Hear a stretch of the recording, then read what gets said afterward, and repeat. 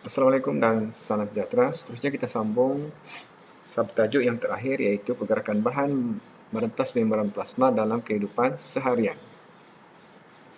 Okey, yang mana banyak konsep-konsep pergerakan bahan yang ada di sekitar kita. Okey, yang pertama kita lihat tumbuhan layu. Okey, kenapa tumbuhan layu? Jadi sudah tentulah sebab hilang air. Jadi bila hilang air, maka sel akan mengalami apa yang kita panggil plasmolisis. Akhirnya, sitoplasma dan vakuol itu kecut, menyebabkan tumbuhan itu bukan mengecil, dia lembek. Kenapa? Sebab hilang air.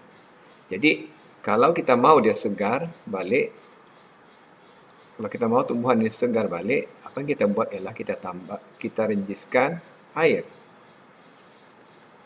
Jadi, tumbuhan itu akan segar balik. Dalam bahasa biasa kita segarlah. Okey, seterusnya jeruk. Okey, jeruk seperti yang kamu tahu tahan lama kerana mikroorganisma tidak boleh membiak.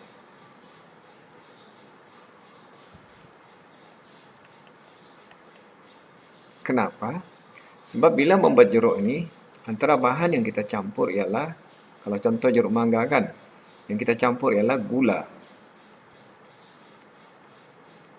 Dan kita gunakan gula dalam kepekatan yang tinggi. Apa kita panggil itu?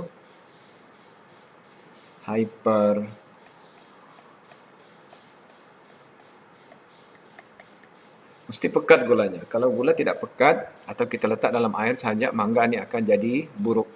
Dia tak akan jadi jeruk. Okey, bila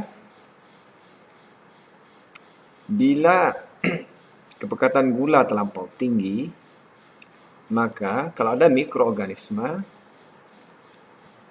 bila ada mikroorganisma masuk, mikroorganisma akan ada masuk bakteria di dalam air yang kita guna, dan bakteria ini bukan bakteria, mikroorganisma ini akan mati kekeringan ataupun kita panggil dehidrasi.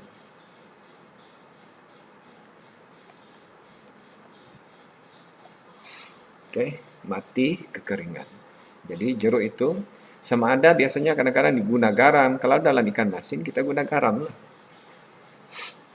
Okey, kepekatan bahan larut yang tinggi akan membunuh mikroorganisma. Paling tidak pun merencap. Okey, seterusnya kita lihat garam penghidratan. Okey, kalau kamu mengalami ceret-beret, okey, doktor akan suruh minum garam ini. Sebab bila kita ceret-beret bukan sahaja air. Okey, bila kita ceret-beret, air dan garam hilang dengan banyaknya dari badan. Jadi badan kita darah akan pekat sebab kurang air. Jadi kalau kurang air dan kurang garam, maka kita akan diminta minum garam ini. Ada dia punya kandungan, ada glukos untuk kita bertenaga balik, ada sodium, natrium, ada potasium, klorida dan sodium klorida, garam di rumah. Okey, tujuannya untuk mengembalikan elektrolit garam ke dalam badan. So kita banyak muntah, banyak hilang air melalui muntah dan ceret-beret. Okey, seterusnya minuman isotonik. Ada dua jenama yang biasa kita ini, 100 Plus dengan Revive. Apa dia? Okey, ini kita panggil juga minuman sukan.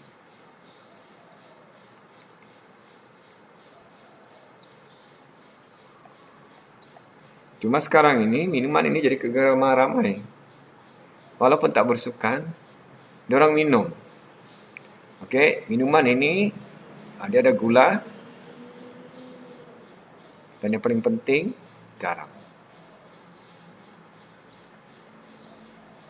Sebab bila bersukan banyak hilang air, gula, ataupun glukosa dan garam. Jadi, Supaya lesu kita itu hilang, penat kita hilang, maka kita kena ambil minuman sukan. Apa-apa sahaja. Okey, tujuannya supaya badan kita itu kembali bertenaga. Dan minuman ini adalah isotonik. Apa dia? Maknanya dia punya kepekatan sama dengan badan.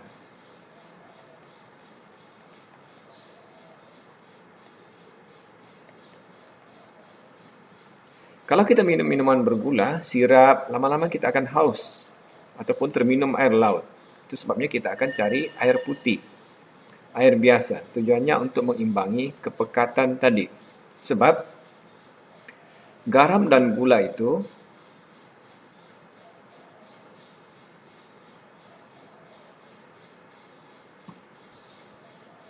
kita tengok.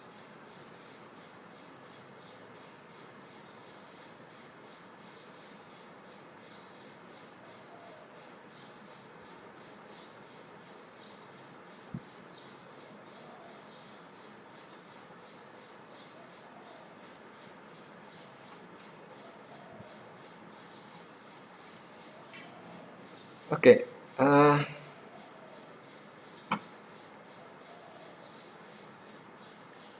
Okey, katakan kita terminum air laut.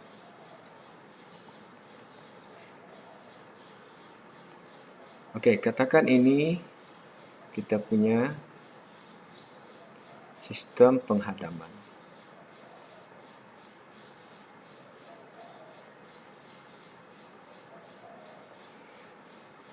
Apa dia? Usus dengan perut. Okey, dan ini kita punya salur darah. Salur darah.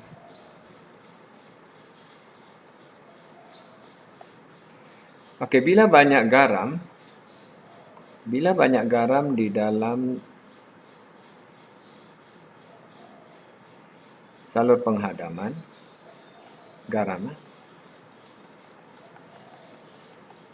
apa berlaku ialah air akan ditarik masuk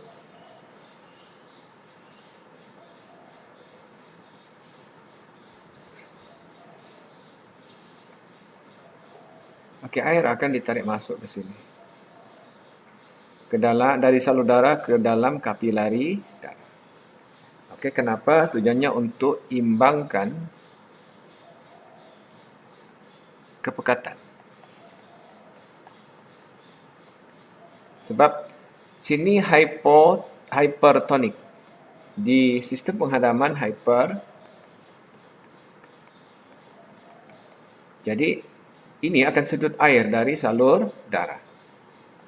Jadi apa berlaku? Darah kita kurang air, maka darah akan jadi hypertonik. Okey? Itu masalah kalau kita minum minuman bergaram ataupun minuman bergula tinggi. Jadi, kalau kita minum minuman isotonik, kita tidak akan haus. Kenapa? Sebab kepekatan minuman ini sama dengan badan. Okey, seterusnya larutan salin. Okey, kalau kita sakit di hospital, kadang-kadang digantungkan air. Sebenarnya bukan semua air. Okey, di dalam ini ada air. Kadang-kadang ada garam. Dalam garam. Kadang-kadang ditambah gula lagi. Jadi kalau orang itu katakan, lama sudah dia ceret-beret. Jadi kurang makan apa semua, jadi dia kurang tenaga. Hilang air dan garam. Jadi macam mana kita mau pulihkan? Okey, caranya ialah kita bagi dia larutan salin.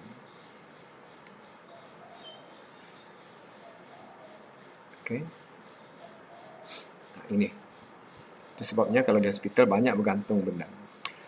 Okey, dan yang terakhir, ini.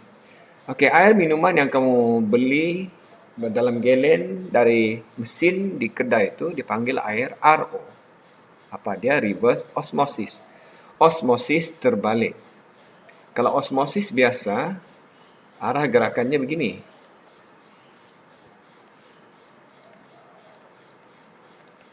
Dari cair ke pekat. Hypo ke hypertonik. Tapi di dalam membuat air RO, tekanan, pressure, tekanan dikenakan. Jadi air tadi akan dipaksa keluar melalui membran ke sebelah sini. Jadi ada membran separatelap, maka air itulah kita panggil air RO. Itu sebabnya bila air pipe kita boleh minum, air parit pun boleh minum. Kalau di Singapura, air kumbahan, air dari tandas, dari basuhan, pinggan, dari perumahan itu boleh dibuat RO dan airnya selamat diminum. Cuma tidaklah orang minum sebab orang tahu dari mana sumber air itu. Jadi air RO dari kawasan kumbahan ini diguna untuk oleh Majlis Perbandaran untuk siram pokok, untuk air bomba. Okey. Teknologi RO juga diguna untuk penyah garaman.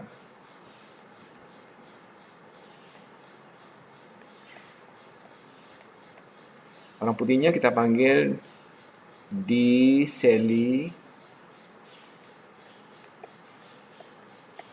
desalination.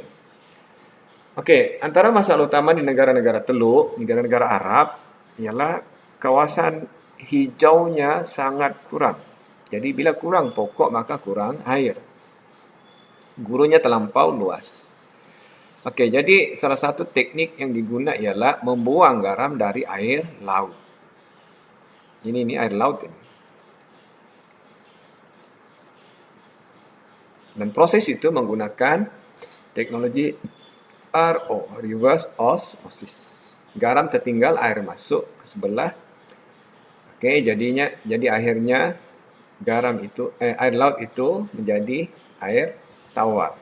Itu sebabnya kalau di negara Teluk, air lebih mahal dari petrol. Sebab untuk menghasilkan ini perlukan teknologi. Okey, inilah membrannya ni dalam bentuk tiup panjang tu. Ada penapis. Jadi air itu akan dipam masuk ke sini. Air akan masuk ke dalam penapis tu.